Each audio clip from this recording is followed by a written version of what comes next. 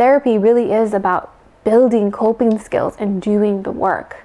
It is not easy, but if you're in this journey, commit to it.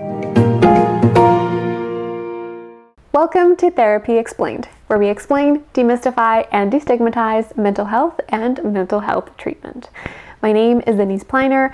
I'm the therapist of color for people of color and your very own mental health cheerleader.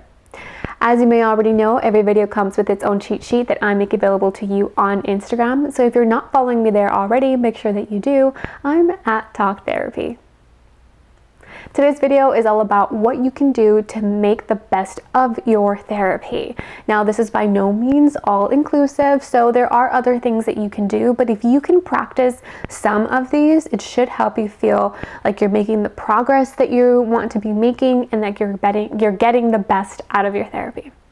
So let's go ahead and jump right to it. Number one, use what you learn in therapy outside of therapy.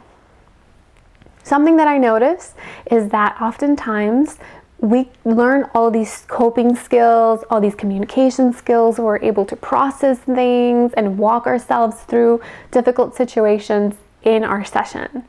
And then we come back to regular life and we're not using any of those coping tools or communication tools or anything that we discussed in session. Now, while I'm always very proud of my patients when they do that, and I'm going to be also very proud of you if you're able to do that, if you're not trying to practice that outside of your therapy, all it does is it creates a really great relationship with your therapist, which is a good start, but not ideal. What we want is to be able to transfer that to all your other relationships. So as you're learning things in therapy, try to think of a person or a situation in which you can use this skill. Try to pick situations and people that are safer and that feel kind of easier. And the more that you do it, you'll get comfortable with it, and then you can start applying it to more difficult situations and more difficult relationships. So again, try to use what you learn in session outside of session. But if you find that it's really difficult for you to do that, bring it up to your therapist. There might be some barriers, some trauma, or something going on in your life that makes it difficult for you to apply these skills. So bring it up to your therapist, and I'm pretty sure that they're going to help you figure out how to address some of these barriers. Practice reflection even outside of therapy. Again, it's great if you're able to reflect and process in your session, but try to practice this skill outside of your therapy as well.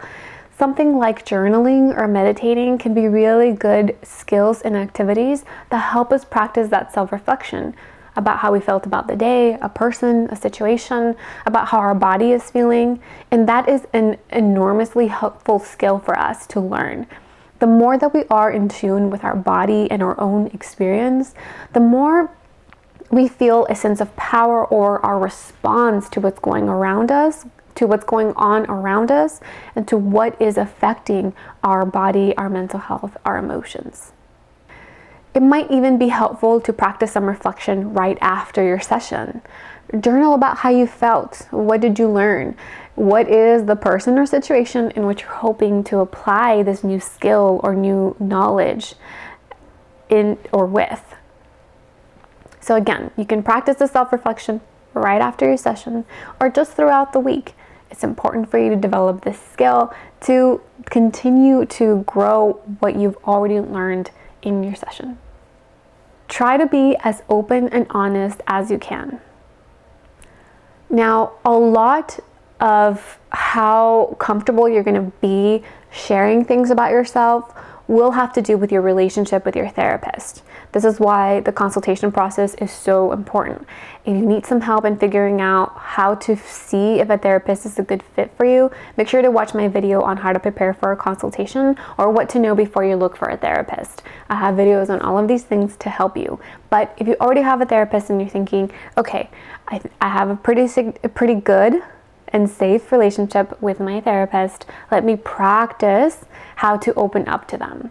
Now, of course, there's also a lot about your attachment style and experiences that might be affecting how open you can be with your therapist, or you feel comfortable talking to your therapist about these things. That's also another layer to that relationship.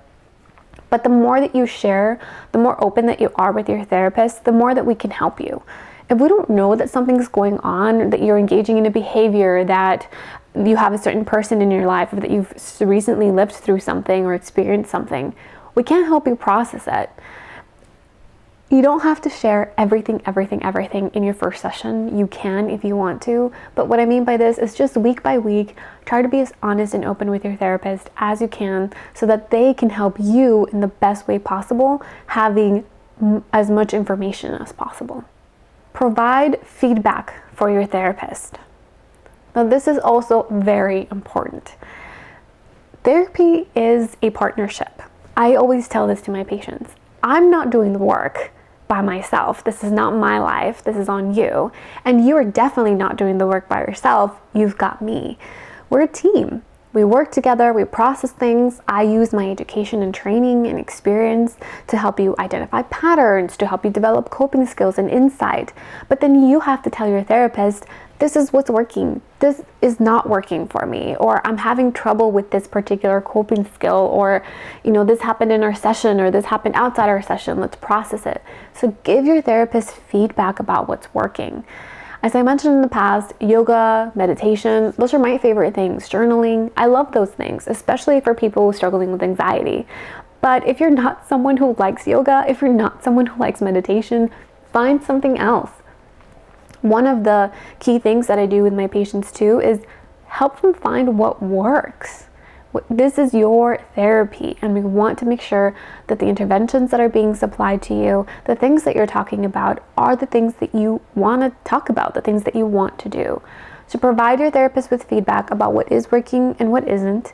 This will also help you practice some of those communication skills that will be so helpful for you in all of your relationships. And remember that your therapist is a safe person. I know I can't speak for every therapist, but it doesn't hurt my feelings if you tell me that I did something wrong. Therapists in general, we want to help. We want to be there for you. And if there's something that we're doing that is going against that, we want to know. Of course, we would feel terrible, and that's never our intention. But if you don't tell us, we can't repair it, we can't fix it, and we won't stop. So tell us. Tell us what works, tell us what doesn't. At the end of the day, again, remember, this is a partnership. Your therapist is there to help you, support you, guide you based on their experience, training, and education, but you are the expert in you. Only you know what works, only you know what's best. So be active, be an active participant in your therapist. This is your therapy, this is your mental health. Make sure that you take control of it and really, again, be an active participant in it. I hope you found this video helpful. If you did, give it a thumbs up. Your cheat sheet is already available to you on Instagram, so make sure to hop on over there at Talk Therapy to get access to yours. But before you do, please give this video some love in any way that feels authentic to you. Every like, comment, subscription, and share helps spread the word about free mental health information and education, and it is greatly appreciated. Thank you so much for watching, and remember, as always, I'm cheering for you.